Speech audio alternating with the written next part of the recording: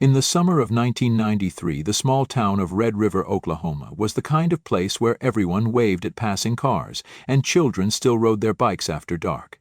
It was a community of only a few thousand people, nestled among wheat fields and winding country roads. Life moved slowly there.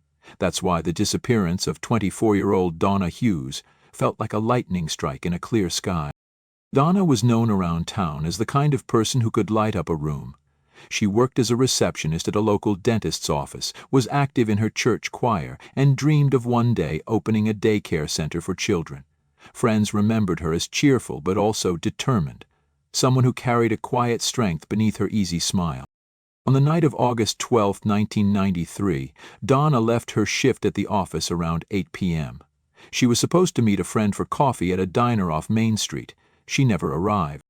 The next morning, her car was found abandoned along a rural highway just outside of town.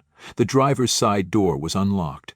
Her purse sat on the passenger seat, but Donna was gone. News of Donna's disappearance spread quickly.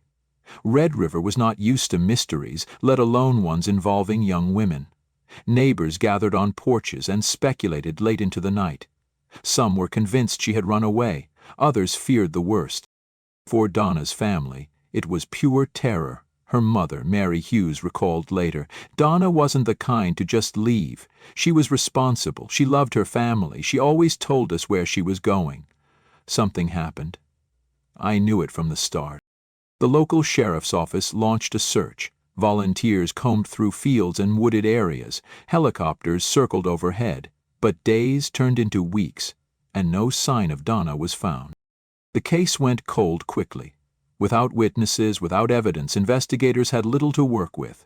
The sheriff admitted to reporters, "It's like she vanished into thin air."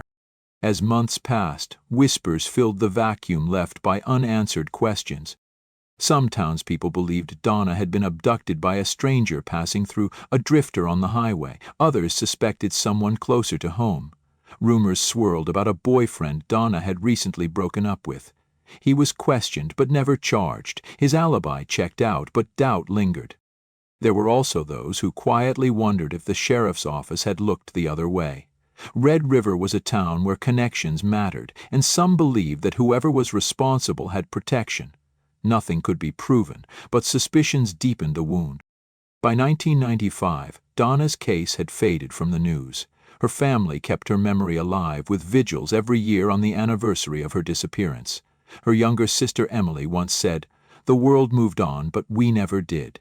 For us, it was always August 12, 1993. For 20 years, Donna's case gathered dust in the sheriff's files.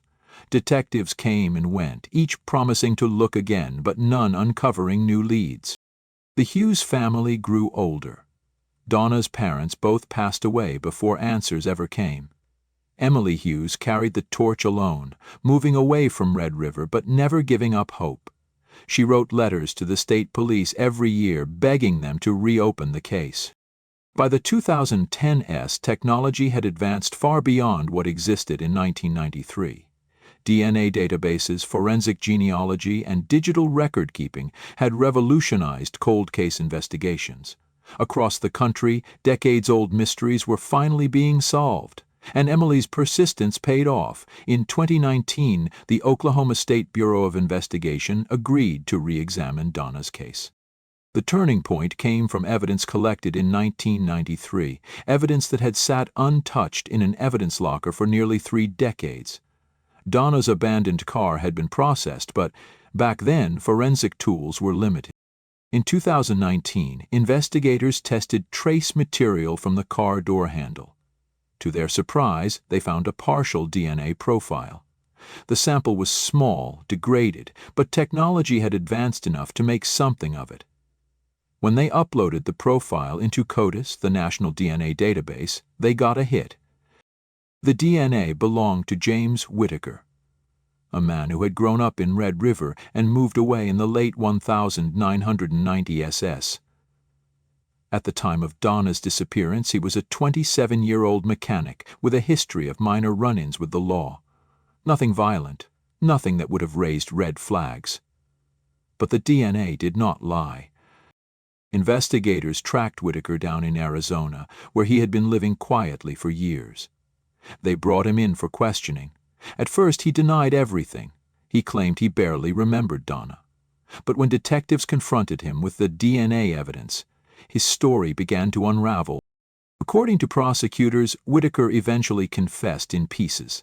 On the night of August 12, 1993, he offered Donna a ride. He had been drinking. An argument broke out in the car. Things escalated. In a moment of rage, Whitaker admitted to striking her. She never regained consciousness. Terrified, he hid her body in a remote area near the Red River Basin. For years he lived with the secret, watching as the town searched and mourned, knowing all along that he was the reason for their grief. In 2020, investigators recovered Donna's remains in the area Whitaker described. DNA testing confirmed her identity. After 27 years, she had finally been found. In 2021, nearly 3 decades after Donna Hughes vanished, James Whitaker was tried and convicted of her murder. The courtroom was filled with emotion as Emily Hughes, Donna's sister, gave her victim impact statement.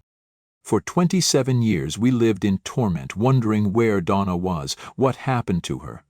Our parents died without knowing. But today, Donna has her name back, her voice back. And you, James Whitaker, will never take another breath of free air again. The jury found him guilty. He was sentenced to life in prison without the possibility of parole. For the people of Red River, the case was a reckoning. The disappearance of Donna Hughes had haunted the town for a generation. Now the truth was out. The silence was broken. The story of Donna Hughes is more than a crime solved. It is a reminder of the devastating weight of uncertainty and of the relentless power of time combined with persistence. For years, it seemed Donna had been forgotten by the system. But she was never forgotten by her family, and never forgotten by the community that had once failed her.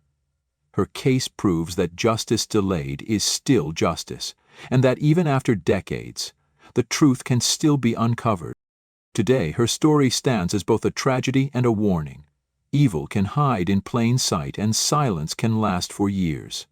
But in the end, truth has a way of rising, no matter how much time has passed.